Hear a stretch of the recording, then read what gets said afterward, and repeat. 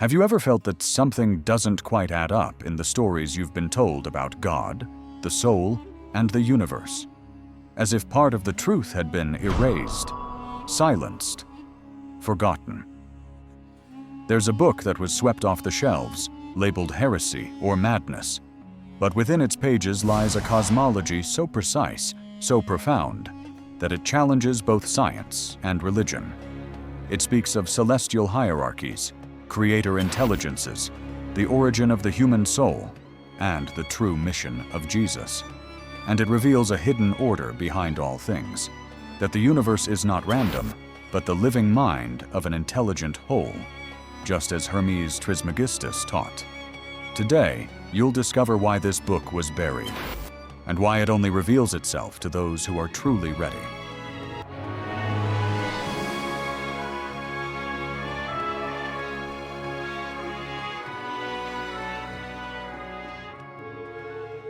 In 1934, a book appeared with no author, no publisher, and no marketing, only a message. It was called the Urantia Book, and unlike any religious or spiritual text before it, it didn't ask to be believed. It asked to be studied. Within its 2,000 pages, it mapped the structure of the universe, described celestial beings with mathematical precision, and offered a cosmic origin story for the soul, Earth, and even Jesus. But here's the mystery. No one knows exactly who wrote it. It was said to be channeled through a sleeping man, dictated by celestial intelligences, and compiled by a secret group of scientists and philosophers in Chicago. Before we go deeper, take a moment, like this video and subscribe to the channel. This act may seem small, but in the language of algorithms and archetypes, it teaches the system, and your own subconscious, that you're ready to receive more truth like this. Reality reflects the observer, and this gesture tells the field, I choose to remember. The Urantia Book was dismissed as fantasy by skeptics and as dangerous by theologians, yet it refuses to disappear, not because of blind belief, but because it speaks to a memory that many feel, but can't explain. A memory of a world before this one, of a truth that wasn't taught, but buried. According to the Urantia Book, the soul is not something you're born with. It's something you build. It begins to form when the human mind aligns itself, for the first time, with a divine presence known as the Thoth Adjuster. A fragment of God's own consciousness living in you. This spark, silent and invisible, begins its work in your inner world the moment you make your first moral choice. And from that moment on, every thought, every act of love, every decision made in truth begins to shape your soul as an eternal creation. The Urantia Book says that the Thought Adjuster doesn't think for you. It doesn't control, judge, or interfere. It simply guides you back to your origin. Not through force, but resonance. It plants ideas, whispers impressions, and waits for you to choose. Your free will is sacred in this process, and that's what makes it so powerful. The soul is not a gift. It's your Kodlak masterpiece. Hermeticism echoes this cosmic process. It teaches that the mind is the tool of creation, and the soul is its most sacred work. The principle of mentalism says, the all is mind.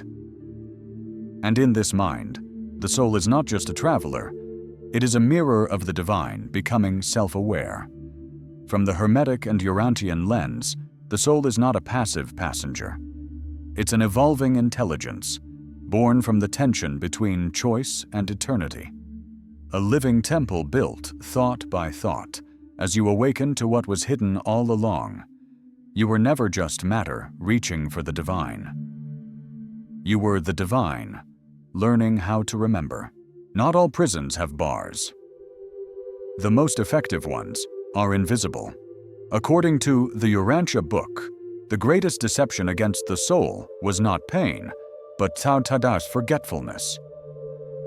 It speaks of ancient rebellions, of celestial beings who distorted truth, and injected fear into evolving worlds. Their goal was not destruction, but due disconnection. To make beings forget where they came from and believe they were alone. This is the true fall, not a sin, but a rupture of memory. We were taught to obey images of God that had nothing to do with the original source. We were told we were guilty by default, separated by nature, unworthy of the light that birthed us. And so, we learned to survive, not to awaken.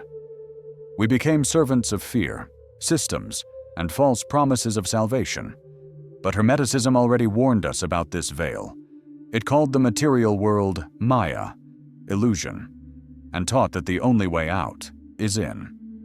That to liberate the soul, one must recognize the illusion, not fight it, because no one is more imprisoned than the one who forgets they're free.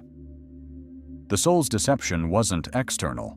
It was the internalization of a false identity, one that trades eternity for urgency and divinity for obedience.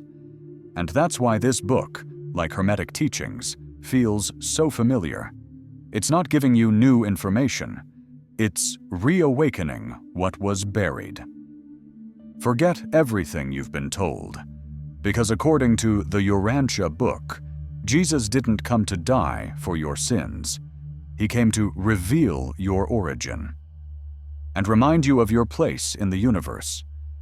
His true name, it says, was Michael of Nebadon, a creator's son, one of the highest orders of cosmic beings who chose Earth to enact a mission of incarnation and revelation. He didn't come to found a religion, but to personify the universal Father and anchor a forgotten truth, that we are children of the Source. His life, as described in Urantia, is not a tale of sacrifice, but of awakening. From childhood to adulthood, it reveals a Jesus both human and divine, navigating a world of confusion with wisdom, compassion, and cosmic clarity. Each parable he spoke, each person he healed, each truth he whispered, was part of a larger plan to restore the memory of the soul in a world drowned in dogma. This mission mirrors the Hermetic journey of Thoth, another divine being who descended into the material world to bring back forgotten knowledge. Just like Thoth, Jesus wasn't worshiping a god. He was embodying Jos. He came to say, "The kingdom is not coming. The kingdom is real, within." And that's what makes this version so powerful, because it strips away the fear and leaves you face to face with the one thing that truly saves: self-realization. The Urantia Book wasn't banned by law. It was ignored by design. Its truths were too advanced for those who profit from fear, too liberating for systems built on obedience, guilt, and external salvation. But truth cannot be erased. It waits.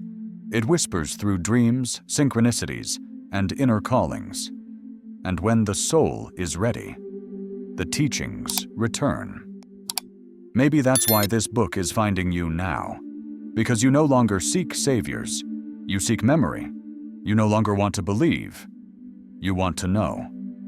And that thirst, that inner fire, is the sign of an initiate awakening to a truth that was never outside you, only waiting for you to remember.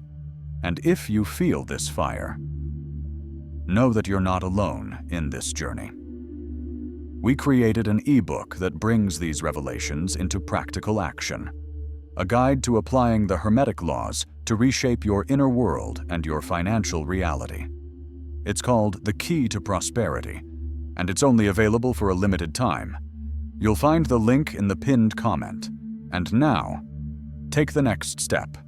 Watch the video in the card. The True Story of Atlantis. It continues this journey and uncovers the deeper mystery behind your origin. Comment with, "I chose to remember." Let's activate this truth together.